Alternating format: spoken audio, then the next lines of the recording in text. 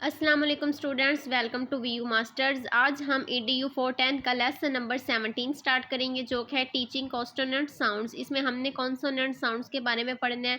Topic 83 है kindergarten. इसमें क्या है कि जब बच्चा 4-5 साल का होता है तो वो किंडरगार्टन की स्टेज में पहुंच जाता है। बच्चा अक्सर 2 साल किंडरगार्टन में रहता है, यानी जब वो 5-6 साल का हो जाता है तो उसके बाद वो प्राइमरी स्कूल चला जाता है, जो कि तकरीबन 7 साल की उम्र में शुरू हो जाता है। अब इंट्रोडक्शन में है कि जो कॉन्सोनेंट्स हैं ऐसे साउंड्स प्रोड्यूस करते हैं जो हमेशा एक जैसी क्वालिटी के होते हैं और आइडेंटिफाई करना आसान होता है, इसलिए लर्निंग साउंड्स का अच्छा स्टार्टिंग पॉइंट होता है। अब इनिशियली हमें सबसे पहले क्या करना होता है कि शुरू में बच्चे को शुरू के कॉन्सोनेंट साउंड्स पे फोकस करवाना चाहिए। एग्जाम्पल जैसे लिखी हुई है टूलिप, तो यहाँ बच्चा टी साउंड को पहचानता है और टूलिप से कनेक्ट करता है। टी टी टूलिप, तो बच्चा फर्स्ट जो स्टार्टिंग वाला लेटर है इस कॉन्सोनेंट पे फोकस करता है। अब उसके बाद क्या करवाना चाहिए कि इसके बाद एक्टिविटीज़ को फाइनल कॉन्सोनेंट साउंड्स पर फोकस करना चाहिए। अब जैसे यहाँ पे वर्ड है कैट, तो एंड वाला वर्ड क्या आ रहा है टी, तो किस पे फोकस बच्चे का होना चाहिए, एंड वाले वर्ड पे। टी कैट, अगर बच्चा पिक्चर को के कॉन्टेंस्ट में वर्ड देखकर करे तो ये स्किल बहुत स्ट्रांग हो जाती है। अब आगे हमारे पास आ रहा है कि किंडरगार्टन में सिर्फ हार्ड साउंड्स इंट्रोड्यूस करवाए जाते हैं, जैसे सी के की आवाज़ दे रहा है, जी गम, तो ये सी और जी हार्ड साउंड्स होते हैं। और जो सॉफ्ट साउंड्स हैं जैसे कि सी एस की आवाज़ दे रहा है सेंट, और जी यहाँ पे जे की आवाज़ दे रहा है जिम, तो ये क्लास 1 में इंट्रोड्यूस करवाए जाते हैं।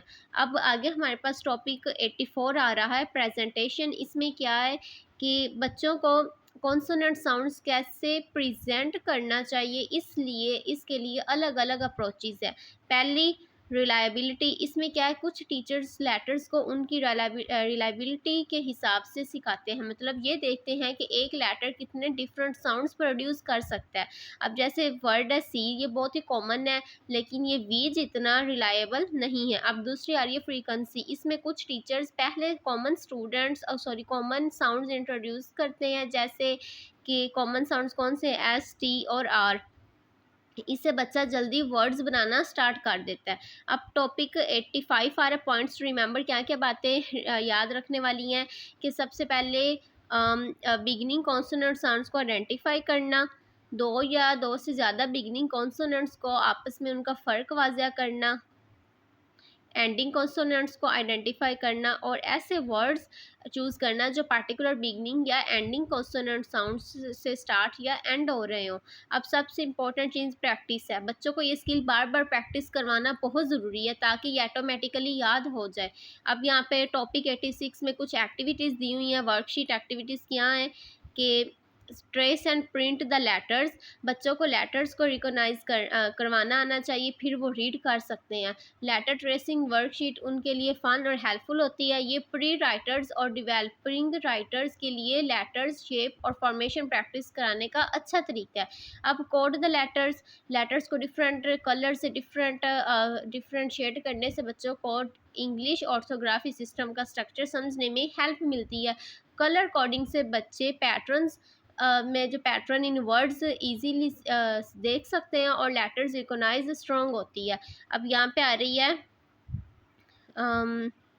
Alphabet Bingo. इसमें क्या है, ये खड़ी अल्फ़ाबेट बिंगो, बच्चा वोकैबुलरी, प्रोनाउंसिएशन, स्पेलिंग और ग्रामर स्किल्स डेवलप कर सकते हैं बिंगो गेम के थ्रू। अपर केस लेटर की प्रैक्टिस के लिए ये गेम प्री स्कूल में बहुत इफ़ेक्टिव होती है। अब इसके क्या बेनिफिट्स हैं कि नंबर स्किल्स इंप्रूव होती हैं, जैसे number recognition, social skills develop होती हैं, कॉग्निटिव फंक्शन इन्हेंस होती हैं, themed Bingo games specific topic का नॉलेज डेवलप होता है। अगर टीम में खेला जाए तो जो टीम स्किल्स भी इससे इम्प्रूव हो जाती हैं। आगे हमारे पास बस तो लेक्चर नंबर 18 स्टार्ट हो रहा है। छोटे छोटे लेसन थे तो मैंने इन दोनों को कंबाइन कर दिया। अब लेक्चर नंबर 18 हमारे में, इसमें क्या है, हमारे पास consonant sounds at higher level.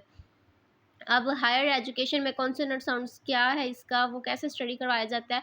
High level का मतलब है कि स्टूडेंट्स पहले से कॉन्सोनेंट साउंड से फैमिलियर हैं।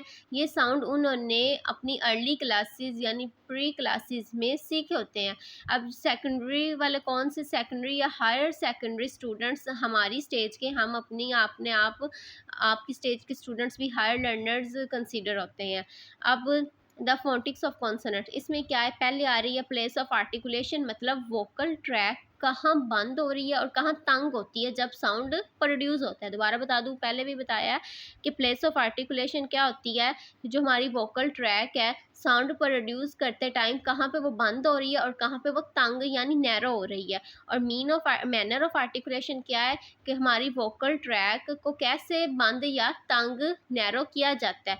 अब आ रही है वॉइसिंग, मतलब एयर जो लेरिंग्स है हमारा, इसके थ्रू फोर्स की जा रही है या नहीं।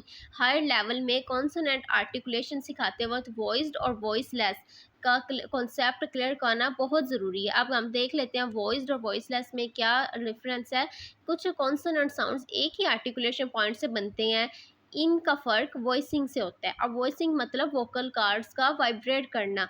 अब यहाँ पे एक एक्सपेरिमेंट ये दिया हुआ है कि इसमें क्या है कि आपका हाथ आप अपने थ्रोट यानी गले पर रखो और लेटर्स को, ये वाले लेटर्स प्रोनाउंस करो, कौन कौन से, एफ, एस, पी और टी। थ्रोट में अगर कोई वाइब्रेशन फील नहीं हो रही तो ये कौन से साउंड्स होंगे, वॉइसलेस साउंड्स होंगे। लेकिन इस सेम यही एक्सपेरिमेंट आप गले पे हाथ रख के थ्रोट पे और प्रोनाउंस करो वी, जी, डी, बी, अगर थ्रोट में वाइब्रेशन फील होगी तो ये कौन से साउंड्स होंगे, वॉइस्ड साउंड्स होंगे। बच्चे को ये एक्सपेरिमेंट खुद करने के लिए बोल लो तो वो साउंड से फैमिलियर भी होगा और साथ उसको वॉइस और वॉइसलेस का कॉन्सेप्ट भी सीखने में बहुत हेल्प मिलेगी और उसका कॉन्सेप्ट क्लियर हो जाएगा। अब टॉपिक 89 आ रही है प्लेस ऑफ आर्टिकुलेशन। इसमें यहाँ पे कुछ इसकी टाइप्स लिखी हुई हैं। प्लेसेस मतलब आर्टिकुलेशन में कौन कौन सी प्लेसेस होती हैं, bilabial, labiodental, dental, post alveolar, palatal, velar और ग्लोटल। अब इसकी प्रेजेंटेशन में क्या चीज़ें आ रही हैं कि हर प्लेस को डिटेल में एक्सप्लेन करो, हर प्लेस के इंग्लिश कॉन्सोनेंट साउंड्स और उनकी आईपीए सैम्बल लिस्ट करो और ऑडियो एग्जांपल्स प्रोवाइड करो ताकि स्टूडेंट्स का साउंड्स को कॉन्टेस्ट समझ आए और प्रैक्टिस करवाओ। अब आ रही है मैनर ऑफ आर्टिकुलेशन। इसमें वही मैनर ऑफ आर्टिकुलेशन कौन कौन सी चीज़ें मैनर ऑफ आर्टिकुलेशन में इंक्लूड हो रही हैं, स्टॉप, पॉलिसिव, एफ्रिकेट, फेरिकेटिव, नसल, लेटरल, अप्रोक्सीमेट। कॉन्सेप्ट जो है क्लियर करो और बच्चों को एक्सपेरिमेंट करने दो और साथ एक्सप्लेन करो डिफरेंट साउंड्स क्यों बनती हैं ड्यू टू डिफरेंट मैनर्स, जैसे एम, एन, एन। अब आगे हमारे पास सारे सिंबल्स और चार्ट। इसमें क्या है कि बच्चों को कॉन्सोनेंट साउंड्स से फैमिलियर करवाओ, वो सिंबल्स डिक्शनरीज में पिक और रीड कर सकें। और क्या करो, कॉन्सोनेंट चार्ट दिखाओ जो प्लेस और manner of articulation side by side show करते हैं। इससे वो डिफरेंट टाइप्स ऑफ साउंड का आपस में डिफरेंशिएट कर सकते हैं। ऑडियो, वीडियो एड्स और प्रैक्टिस सबसे इम्पोर्टेंट चीज़ है। बस इसी के साथ ही हमारा लेक्चर 17 और 18 ख़त्म हो गया। उम्मीद करती हूँ आप लोगों को अच्छे से समझ आ गई होगी, कोई मुश्किल चीज़ नहीं थी, छोटे से दोनों लेसन थे। अगर कोई भी आप लोग को समझ नहीं आए तो आप लोग मुझसे कमेंट सेक्शन से पूछ सकते हैं और मेरे चैनल को सब्सक्राइब करें, लाइक करें और प्यारा सा कमेंट करें ताकि मैं मोटिवेट हूँ और ज़्यादा से ज़्यादा लेक्चर्स बनाऊँ। ओके, मिलते हैं स्टूडेंट्स नेक्स्ट लेक्चर में। अपना ख्याल रखिएगा। अल्लाह हाफिज़।